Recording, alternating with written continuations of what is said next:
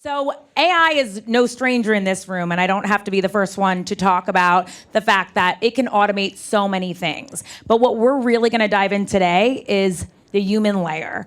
We want to talk about why technology alone doesn't win. So this conversation is going to explore how great communication lives at the intersection of math and magic. So I'm so excited to be here today. I'm really, really excited about this conversation. We prepped, and in our prep for this panel, they had so many good nuggets, and I have to tell you, take out your notebooks if you have them, because there's a lot of good takeaways here that you can use. So I'm excited to dive right in. Olga, my first question is for you.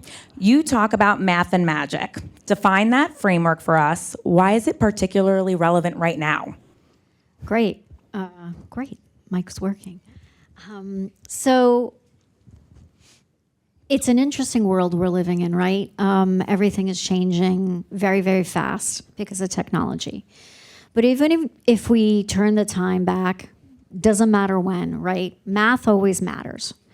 Whether you're starting a business, pivoting, creating a campaign, whatever you might be doing, math always mattered. That data, that analysis, that led to insights, that created opportunities for a brand, for a company. Now, what we're finding with AI is that the math is actually available to everybody. And so what we are living in is an environment where access to math is everywhere. And so it's not so much the math right now that is important because it's everywhere. It used to be, well, you had done the math better, greater, faster than somebody else. But now it's about the magic. And the magic is not AI. AI is part of the math. The magic is you. And it's originality. It's creativity. It's how you, through your point of view, through your perspectives, are taking that math and making it your own. And in a world where we're already starting to see a sea of sameness because everybody has access to the same type of math, magic is where it matters. And so in my organization, as well as the organizations that we work with, I always say to them, what is that magic? How are you creating mechanisms by which people can infuse magic in their day-to-day, infuse magic in the work that they're doing? And it doesn't have to be something, weird or different. It's just about taking data that you see, taking that math, and making it your own. And the more and more that companies and organizations do that, the more and more entrepreneurs you're going to have on this stage talking about how they've built brands that have solved a problem, that have created opportunities for an audience. So that's, if you remember one thing, it's all about math and magic. Yeah, I love that so much. And I will say, just a shout out, because I have had the opportunity to join the team at MMC under Olga's leadership. And we're going to be talking a little bit about leadership in a little bit, because it's so important that it comes from leadership and that human side. And Olga is a true champion of making sure that there is that true intersection. So I feel very lucky to be a part of the team. Maura, your company is literally called Keep It Human. What are you seeing happen inside organizations as technology becomes more embedded in how we work? What I'm seeing is a lot of rushing in to make decisions without thinking them through. And so that's where that kind of humanity becomes so important, because we need to be able to stand up and say, I don't know if this is the right path for us as a company or as individuals. So I've really been working with the folks I work with and saying it to anybody who will listen, that going back to your basics and going back to your core values is actually going to be really critical. And so I think we're seeing a lot of, does anybody know what token maxing is? Okay, so we got a lot of nods. Everyone else. So, for months and months, that's been the thing. Some companies have been saying, you know what, we want you to do as much AI as you can, experiment the heck out of it. And then they got the bill for all those tokens, and they realized, oh my gosh, they're spending like sometimes multiples of what the employee's salary was. And so I think that's an example of like, we've overcorrected. And is that an example of kind of where some of these companies are making certain decisions fast? Like, is that one of the decisions, or? Yeah, and I'm not even sure sometimes they're doing it consciously. I think one of the biggest risks, I heard a little bit about AGI at the end of that conversation there. I think what I'm most concerned about is that people aren't consciously making those decisions. They're handing those decisions, all of us are a little bit, over to AI when you have it suggest something to you, right? You ask it a question and it tells you something and you're like, oh, well, I'll try that. It's taking away a little bit of our judgment and our discernment. And in some cases, maybe even taking away from an organization getting together and talking about it live. Absolutely. Yeah. I always say, like, even TikTok doc, I go on TikTok or I go on AI and I'm asking it questions sometimes and I'm like, wait, I have a whole team. And so we always have to be reminded that that's the magic of being with people that really know. Right, and what I would add is there is a danger where the learning cycle gets broken as part of an over-reliance on that AI or data, because what ends up happening is if you try to take out the failure part of the journey, you're never going to learn to make things better. And so I think you have to kind of understand that at the end of the day, the humanity of the decisions that you make actually will get you to a better place because you're able to potentially fail or, have to pivot. And the learning that you get from that experience trumps anything that, may happen by the AI agent telling you, watch out for this, do that, don't do this, do that. So it's a really interesting time, right? And it's important for us to kind of understand how much we need to impose our own emotion and gut into the decision making that occurs, which, if you think about it, AI tries to take that out, right? Because there's no emotional decision making. And I would say that a lot of the decisions that people make, especially as entrepreneurs and founders, is based here. It's in your gut. And so AI is never going to understand, the data is only going to show you what's out there and what has been reported. But if you're trying to create something new, it'll never understand the reason why. And it'll always say yes to you, of course. It'll always agree. I find that out all the time. I'm like, how's my parenting? Great. You're doing a great job. I'm like, thanks. That's all I need to know.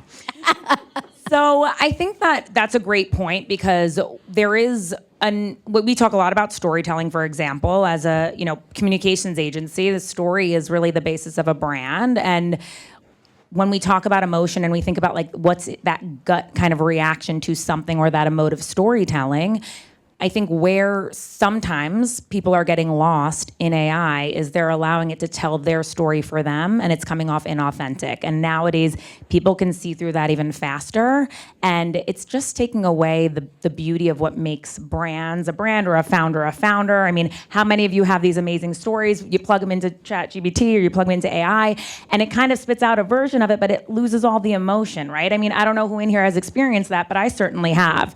And it takes away from our opportunity to tell that story. And I think that, and shameless plug, head on in there after. We have our Brandedly Speaking by MMC booth, because we talk a lot about storytelling and why it's so important to actually identify that part of your story and live through the experience and the emotion as you're crafting it, so that you can have more visibility opportunities, more opportunities to stand on stage and tell it and to connect with your audience and your consumer. And so, you don't want to lose that at the end of the day, because that is human connection. But your work sits at the intersection of digital transformation and human connection. So what does keeping it human actually look like in practice? Well, that was actually very well timed. So I think that what what's part of what we were just both talking, or what you were both talking about, is this idea of like your lived experience, your embodied experience, right? One of the things that AI does not have yet is the ability to kind of have that and have those sensory experiences and feel what it was like to be on that stage and to make those connections. And so I truly believe that being that kind of our unique identities and what everybody brings to their work, to their lives, is what is really important about keeping it human in the workplace. And so I advocate very strongly for, like, people bringing their real selves to work, bringing their whole selves to work. And that's not always what the company wants to do. And so sometimes if I'm working with, I'll often be coaching leaders individually, but the company is my client. I still treat them like a human being that, needs to understand, like, that they have power, that they have agency, that they can own their own experience. And I'll add to that. So a little bit about our relationship. So I've known Maura for quite a bit. And we met because we were looking for that human connection at a time when we were ascending in our careers. So we both joined Chief. And we both joined Chief, and we both live on Long Island. So we ended up having this smaller group of women who started going out to dinner. But we didn't realize that what we did was actually create human connections that allowed us to talk about all the things that we couldn't talk about with some of our managers, and maybe even couldn't talk about with friends or spouses or loved ones, because it's a very objective thing to be able to have a friend who you've met through these types of connections and, be able to kind of talk about your career in a way that other people can relate to and give you advice. So, being able to create these connections even outside of the workplace, but when you can have workplace conversations, is important. And so that's why I think that there's groups like Chief and others where women are getting together and talking about how they can navigate, careers. So I just wanted to say that, our need for human connection in that way, to talk about our careers with someone who would understand, is actually one of the reasons why we even became friends. So, it's necessary because there has to be an outlet.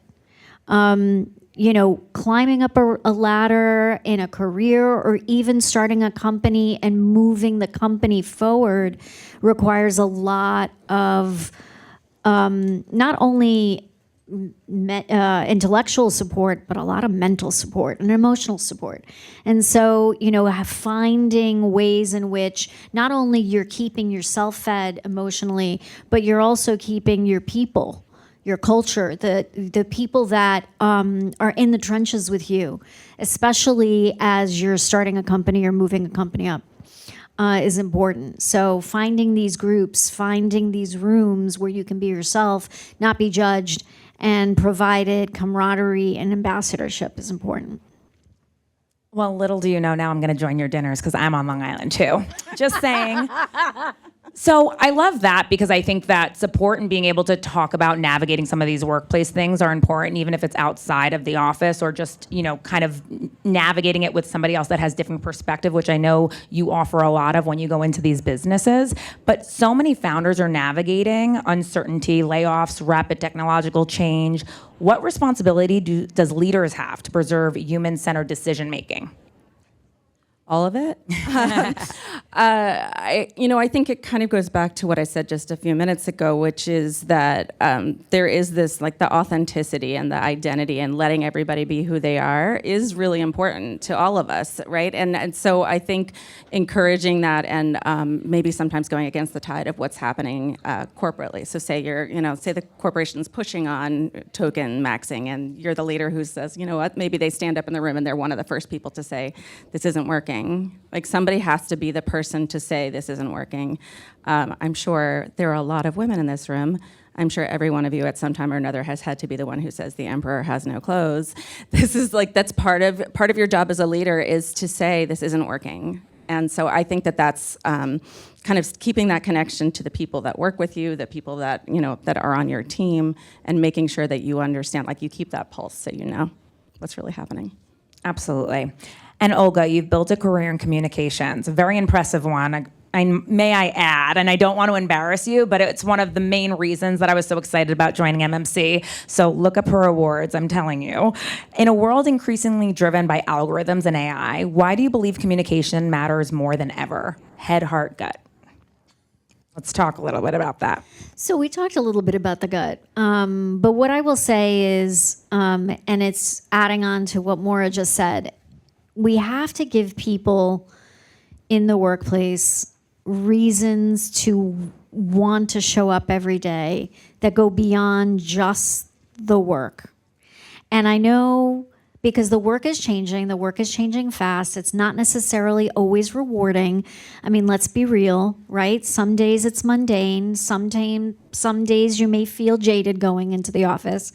And so you have to give people a reason to come into work, whether it's an office or into a virtual environment. And you have to feed people's souls. You have to feed people's desire to contribute to a larger world and bring their full selves. And I think that starts with leadership that is okay to be vulnerable, leadership that is okay to fail, and one that is very aware that it's not just about let's make the right decision to get to, a certain financial outcome. Obviously, the financial outcomes matter, but I've never seen a place that has deprioritized people and has been successful in the long term. The places that are successful in the long term put people first, then the work, and then everything else follows, because happy people do great work. And it's interesting, like I started a company when I was in my late 20s. I sold that company, so I, for a time was an exited founder. And when I think back to the company and what we accomplished, and it was great, I always think back like I wasn't making a ton of money, and it wasn't like the greatest thing in the world, but I was the happiest. And that was because we surrounded ourselves with people who had the same ethos. Everybody wanted to do the same thing. They wanted to come in every day, be themselves, and do great work. And we all benefit from it. So, yeah, I mean, I don't think that changes whether it's tech or AI coming into the equation. However, I think there is a pitfall. And I think if we allow AI to take over our ability to think creatively and emotionally, that's where I think we're going to see some differences in the way that companies grow and build. And I don't necessarily think that they're going to be good things. And I anecdotally, at first, I loved AI. I was like, oh, because when I do anything from a podium or I go into a presentation, I always like writing my notes. So, I think we've all done it. Like, we're like, wow, like this, I could just give it a couple ideas. It gives me all my notes, slide by slide. I can, this is Gamma to just great. Create the slides. This is amazing. I don't have to do all this. And it all sounds so eloquent. So awesome. And I've found that the times that I've had AI kind of write my script and me try to memorize or remember it, I've bombed. Because why? Because I don't talk from the heart. I'm not me. I'm trying to be this version that is really not who I am. And maybe that's imposter syndrome because we always try to be this better version of ourselves. But I think that's the cool thing. That's why we work with one another. That's why we connect with one another, because we're flawed, because we're constantly works in progress. And we just have to remember that in the workplace, even as AI may do a few things for us a little faster and better, we can't forget who we are. So I'll get off my soapbox. No, I love it because that's a really important part of communications in general. I don't know how many of you are looking into visibility opportunities or thinking about speaking on stage or looking into PR, but at the end of the day, if you don't know how to navigate your own words, your own lived experience, and you're leaning too heavily into AI to kind of automate that, you're going to lose that connection that you have with people and what makes you relatable and what makes you likable. And so I think that it kind of can sometimes almost take the personality out of people in a way, and which is always something sad. Whenever I see it, I get sad because I like a lot of personality, in case you can't tell. But from your perspective, Maura, is there a way that you would suggest a leader specifically communicates with their team in situations where something is either over automated or they're having to navigate how to teach their team maybe to be a little bit more human? She stumped me. I threw that one in there, guys, because I just get interested. Don't we agree? We get a little interested. How do we do this? No, that's good.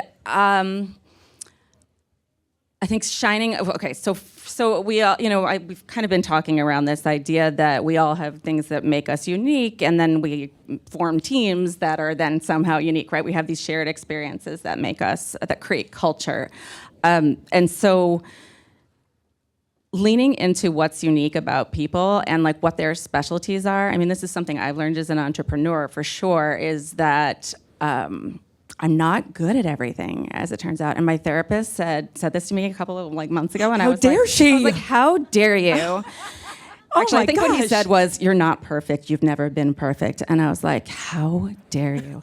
But what being an entrepreneur means is that at some point you have to acknowledge I shouldn't do everything. Not only can I, maybe I can't do everything, but it doesn't always make sense for me to be the one doing it. And I think AI has given us that a little bit as a gift to be like, okay, well, then let's take the things that maybe I'm not so good at and figure out if that's something that AI should do or another human being, right? Should I hire somebody to help me with that? So I think it's the same when you're a leader in a company, is figuring out what are the things that that each of us bring to the team, that each of your team members is really good at, or and when it comes to opportunities to get better, keep using the human side of that, and maybe we can use AI as a tool to help us, see some of our blind spots. That's one thing I use it for all the time. I'm constantly saying, and I know a lot of people say, what am I missing? But I will literally say, Claude, I've been talking to you for a couple of months now.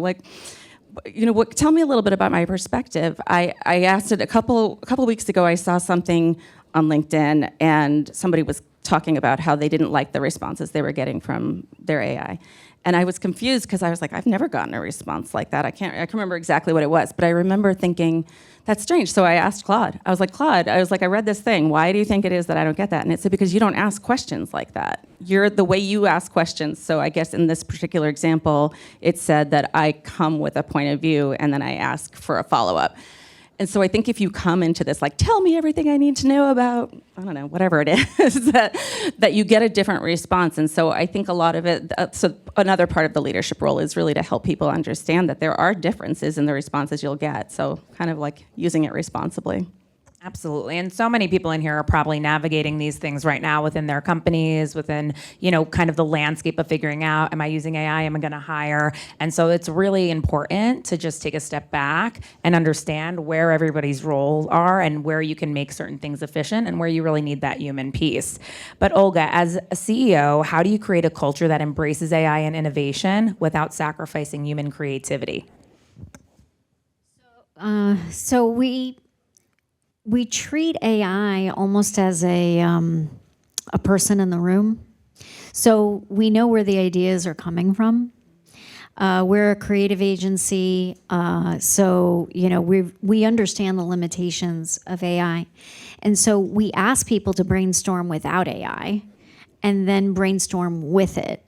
And then we qualify which ideas are coming out of AI and which ideas are coming completely from your imagination.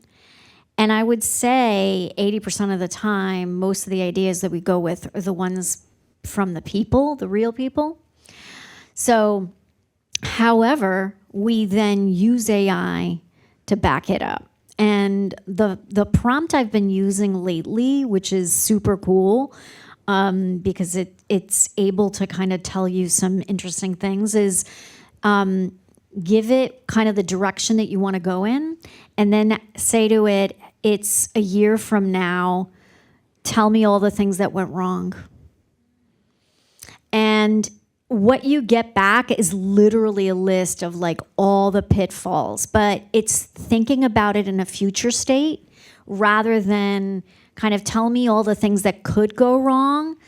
Tell it, hey, it's a year from now, it's 6 months from now, it's 18 months from now. Tell me where we failed. And so I think that, from our perspective, the way that we look at it is obviously we use it to shortcut easy tasks. But for the bigger tasks, we never use it as a form of creating the first draft. I think it's really risky when you ask, any LLM to give you a first draft of something that is critical for your business. It should be the reviewer. It should be a sounding board. Should not be your first draft. You could draft an email and things that are low risk, but for things that are so important, such as a business plan or a marketing strategy or a sales strategy, always have a point of view. So. And yes, Chime please. in on that. So I totally agree, and I would say this is another place where know what you're good at, right? Because if you know that you're good at brainstorming, please don't outsource that. But also, it gives you that opportunity to, the biases. I just feel like I can't have a conversation about AI without talking about bias. The bias that's baked into these LLMs is real, and so it will have blind spots too. So just remember that, I think, so that's why I love the way hallucinations. Well, the hallucinations are brutal. And I have issue with the word hallucination. Yeah. It's just making things up. That's not a hallucination. But I always wonder, if two people ask it the same question, are they getting a very similar response? And so... Depends. It really depends. It does. But over time, you'll find that those are norming. They're starting to get the same response. Right.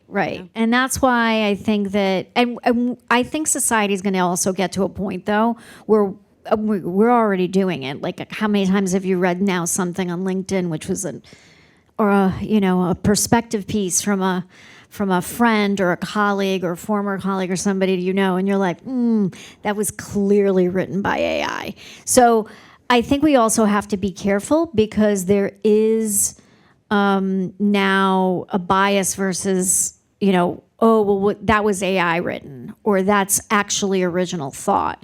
So we have to be very, very careful with that as well. Yeah, there's a premium being put on human thought now, which is kind of nice. A premium.